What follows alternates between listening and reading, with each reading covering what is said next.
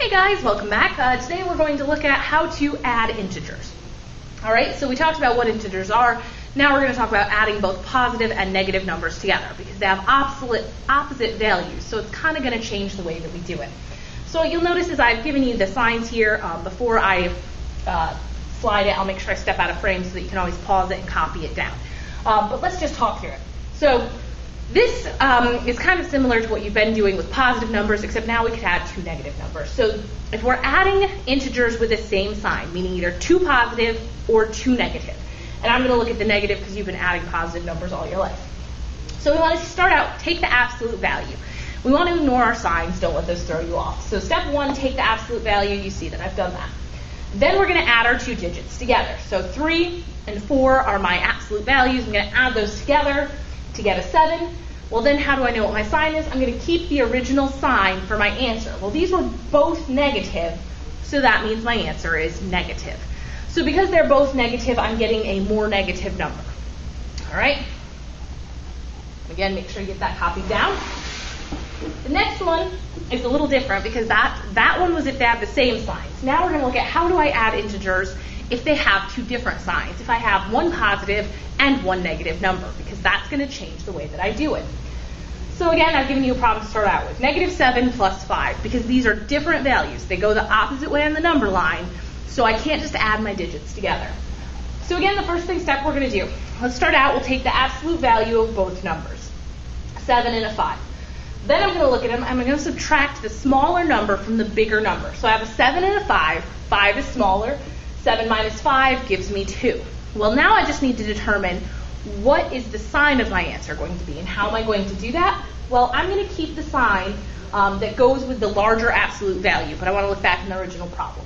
7 is the larger absolute value, the larger digit. Back in our original problem, 7 was negative, so that means that my answer also needs to remain negative. And this should be a bit of a review. We did talk about this in 6th grade. But let's do some problems, and that might help you along as well, but make sure that you get that copied down. So here I just want to find the sum. So the first thing I look at is, what are my signs? I have two negative signs, which means that I'm dealing with the same signs. So that means I'm going to take the absolute value. So the absolute value of -6 is 6. The absolute value of 4 is 4. I'm going to add those two digits together to get 10. 6 plus 4 gives me 10. They were both negative in the original, so my answer needs to keep that negative sign.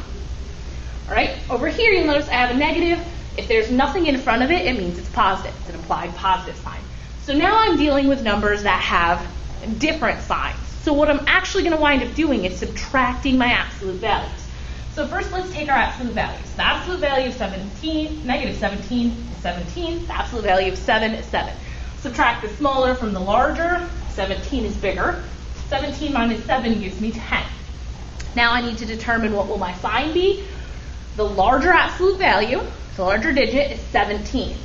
In my original problem, 17 was negative, so that makes it a -10. So basically what it's saying is if you were $17 in debt and you got $7, then you'd only be $10 in debt because you would have paid back that 7. That's one way to look at it. All right. Here you'll notice again we have our absolute value signs. We need to pay attention to where they are in the problem. Because they're around the problem, what that means is I need to do the problem, the number inside the problem first, then take its absolute value. Down here, what you'll notice is I'm taking my absolute values first, then adding.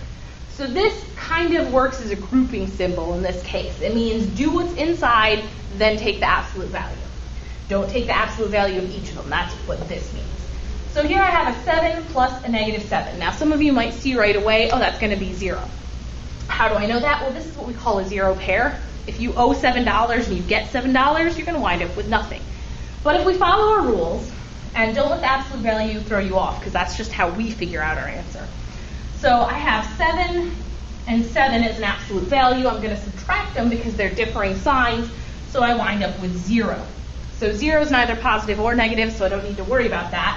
But I do need to make sure that I remember to put my absolute value signs here.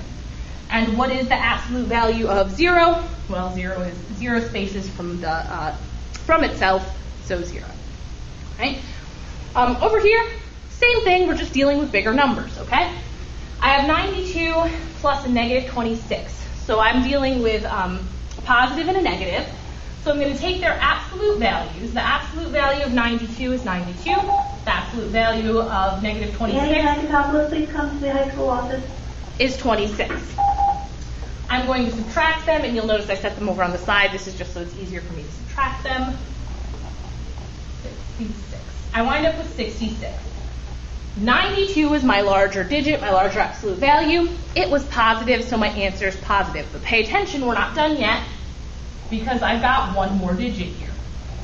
So remember, when we're adding, just start from the left, work your way right.